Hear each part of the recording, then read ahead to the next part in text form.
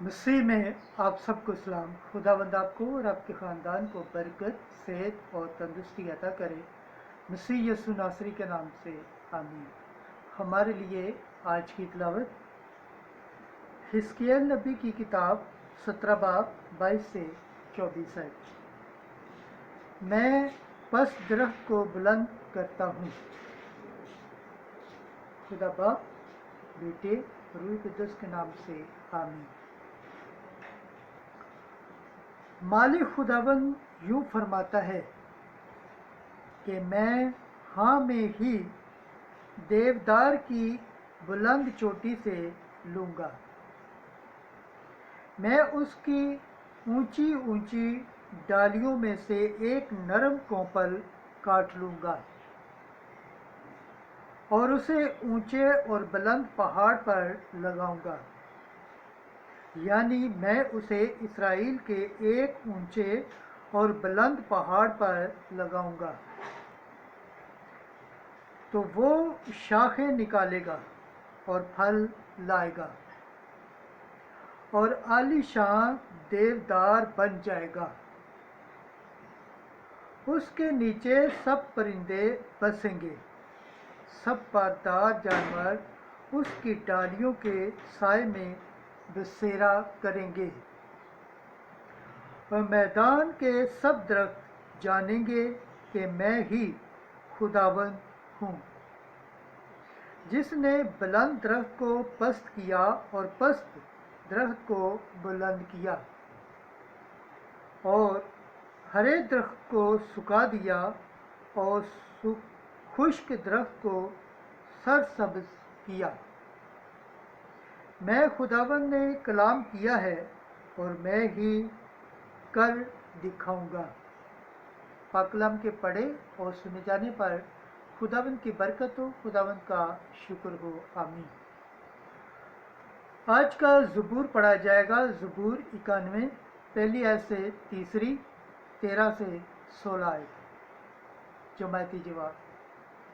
ए खुदावन, तेरे नाम का शुक्र अदा करना खूब है। ए हक ताला, खुदावन का शुक्र अदा करना और तेरे नाम की मदासराई खूब है। यानी सुबह के वक्त तेरी रहमत का और रात भर तेरी वफा का इजहार करना। जमाती जवाब। ए खुदावन, तेरे नाम का शुक्र अदा करना खूब है।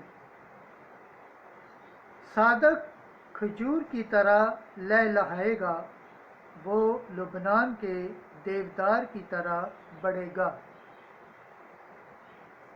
जमायती जवाब। ए खुदावन, तेरे नाम का शुक्र अदा करना खूब है। जो खुदावन के घर में लगाए हुए हैं, वो हमारे खुदा की बारगाहों में लहलहाएंगे।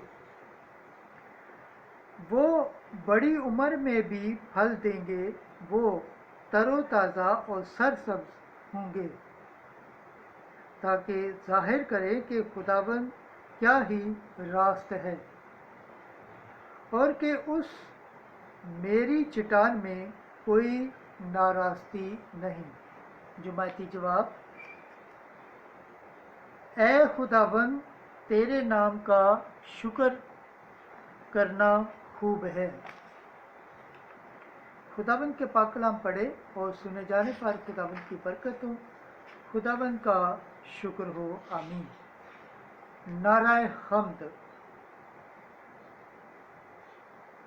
आज की दूसरी तिलावत मुकद्दस पौलुस रसूल का दूसरा खत करंथियों के नाम, 5 बाब 6 आयत से 10वीं आयत।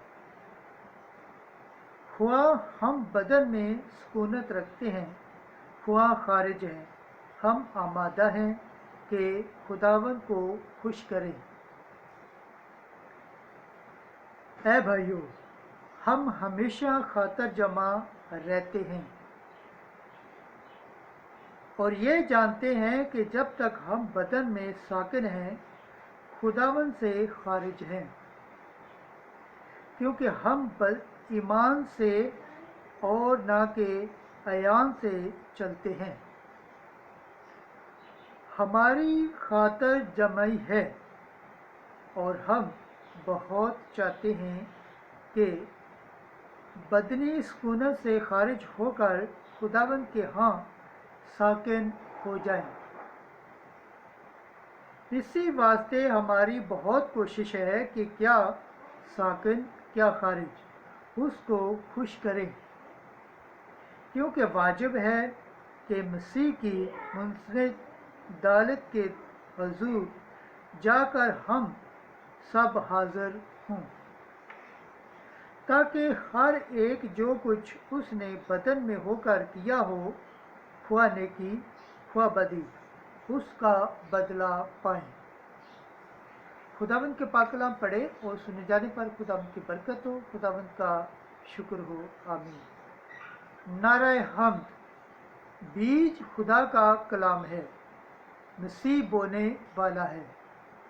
जो इसके पास आते हैं वो हमेशा तक जिंदा रहेंगे। आज की अंजील मुकद्दस मरकज़ के मुताबिक चौथा बाब 26 से 34 है। ये सब बीजों में छोटा है, लेकिन जब बढ़ता है तो सब तरकारियों से बड़ा हो जाता है।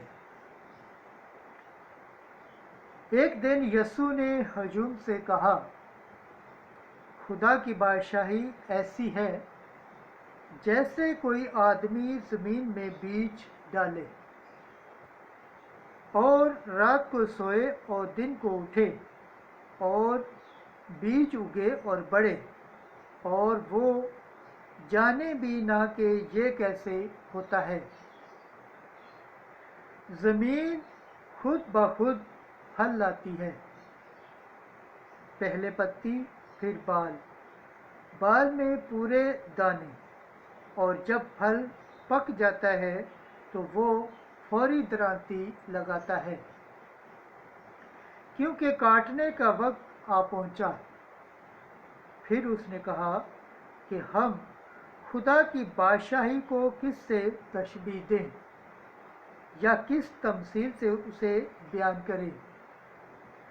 वो राई के दाने की मानद है कि जब ज़मीन में बोया जाता है तो ज़मीन के सब बीजों से छोटा होता है, लेकिन जब बोया गया तो उगता और सब तरकारियों से बड़ा हो जाता और ऐसी बड़ी डालियां निकालता है कि आसमान के परिंदे उसके साए में बसेरा कर सकते हैं।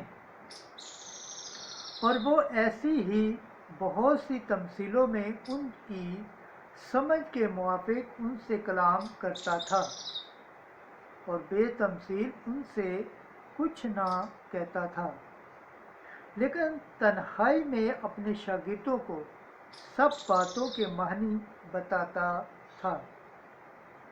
अंजील मुकद्दस के वसीला से हमारे गुनाह माफ़ किए जाएं। ऐ मसीह तेरी सताइश हो। खुदावंद के पाक कलाम पढ़े और सुने जाने पर खुदावंद की बरकत हो, खुदावंद का शुक्र हो। आमीन।